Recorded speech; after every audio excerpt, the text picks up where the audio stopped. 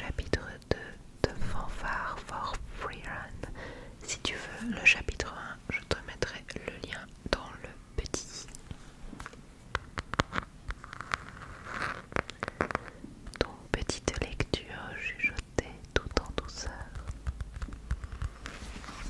L'ombre du crépuscule s'étendait déjà sur la ville lorsque Freerun quitta la boutique d'instruments.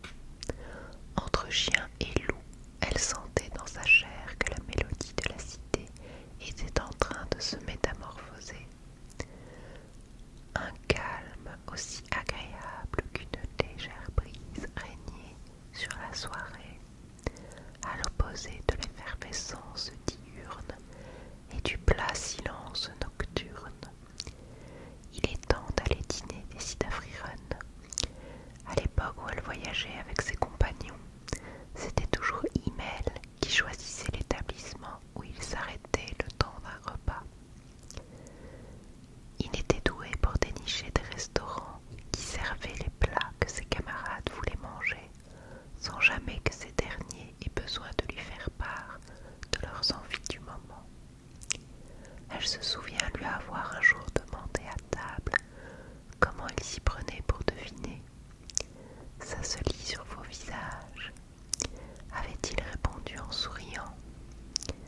Maintenant que tu le dis, c'est vrai qu'Hader a une tête de poivreau, avait commenté Hazen, en jetant un regard à l'ivrogne qui se trouvait à côté de lui. Répète un peu ça pour voir. Le teint aussi blafard qu'un mort vivant, Hader avait les yeux rivés sur Freerun. Manifestement, il était ivre au point de ne plus être capable de différencier sa camarade d'Hazen. Tu empestes de l'alcool. Freerun lui avait donné un coup de pied, ce qui n'avait pas manqué de faire rire Himmel. Tu sais, Freerun, il n'y a rien que j'apprécie plus que de prendre un repas avec vous trois. C'est parce que je veux m'assurer que tout le monde passe un bon moment que je choisis des endroits où on peut manger des plats que vous aimez.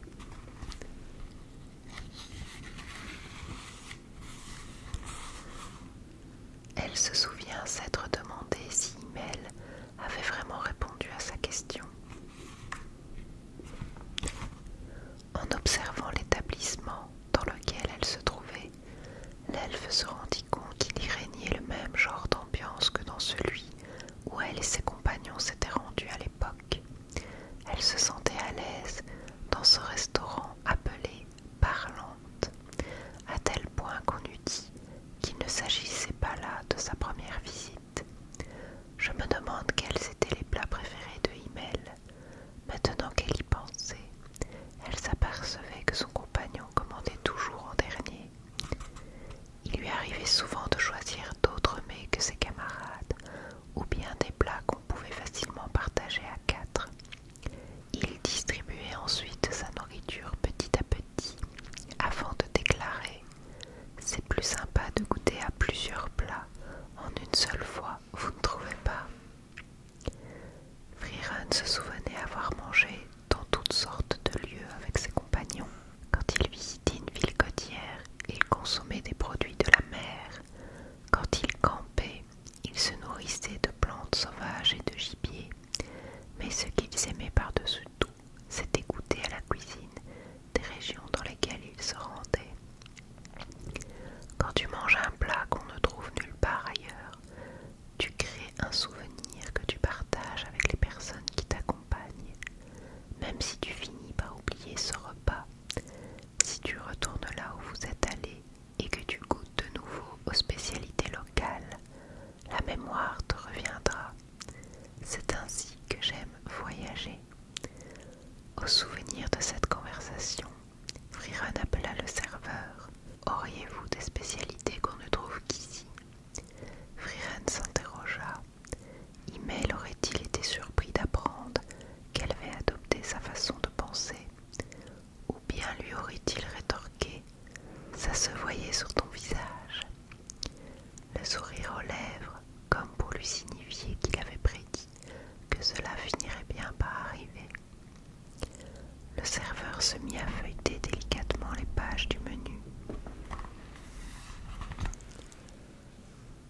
sommes connus pour notre omelette au rafle que nous préparons avec 10 œufs de poule. Il s'agit d'un plat pour 4. Souhaitez-vous que je vous en serve le quart? Ne vous donnez pas cette peine, j'emporterai les restes à mon auberge si je ne parviens pas à en venir à bout.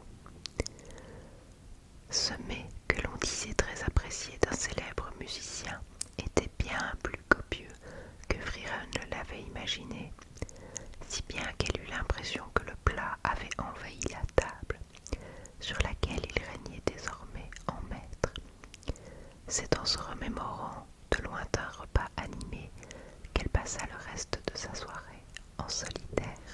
Chapitre 3.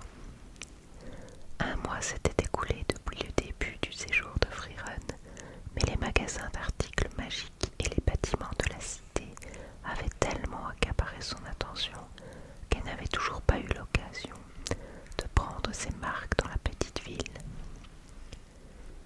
À chaque fois qu'elle passait devant la vieille boutique d'instruments de musique, le propriétaire l'interpellait avec enthousiasme. Frieren avait pris l'habitude de lui adresser 2 ou 3 mots en guise de salutation. Cela ne la gênait pas spécialement, mais ce jour-là, sans trop savoir pourquoi, elle eut envie de se rendre autre part. Non loin du centre-ville se trouvait une rue où étaient érigées des statues de musiciens.